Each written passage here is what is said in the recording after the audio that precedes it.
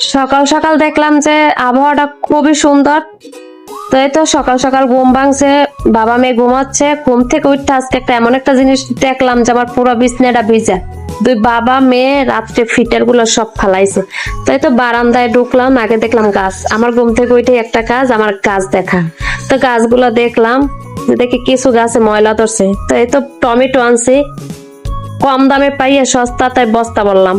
তো টমেটো দিয়ে সস বানাবো। তো যাইয়ে দেখি গাছগুলোতে পানি শুকিয়ে গেছে, তো পানি দিতে হবে। তাই পানি নিয়ে গেলাম বারান্দায়, পানি দিলাম। কারণ বেশি 10টা 11টার দিকে দিলে বা বেশি দেরিতে দিলে মানুষের মাথায় পড়ে পানিগুলো।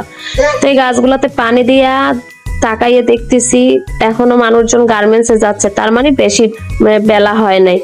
তো পাশেও দেখতেছি একটা বিল্ডিং এর কাজ চলতেছে। তো এই কাজ করে যে এই ময়লাগুলো সব ব্যালকনিতে গাছগুলো নষ্ট করতেছে। এই যে কত কষ্ট করতেছে ভোর রাত থেকে। তো এর ভিতরে দেখে আসলাম যে আবহাওয়াটা খুবই সুন্দর। তো ভাবতেছি যে মেয়েকে একটু ওটস খাওয়াবো, খাওয়াইয়া ও ঘুমের অবস্থায় লিকুইড খাবার খায় ফিটারে।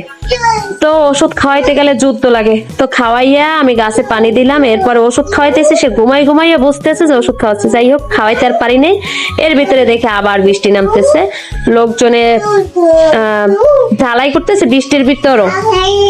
তো কিছুক্ষণ পরে দেখে আর ওনরাও নাই। তো আবার বারান্দায় যাইয়ে দেখে আমার পানিতে বারান্দাটা, যদি বুঝতাম বৃষ্টি হবে তাহলে পানি দিতাম।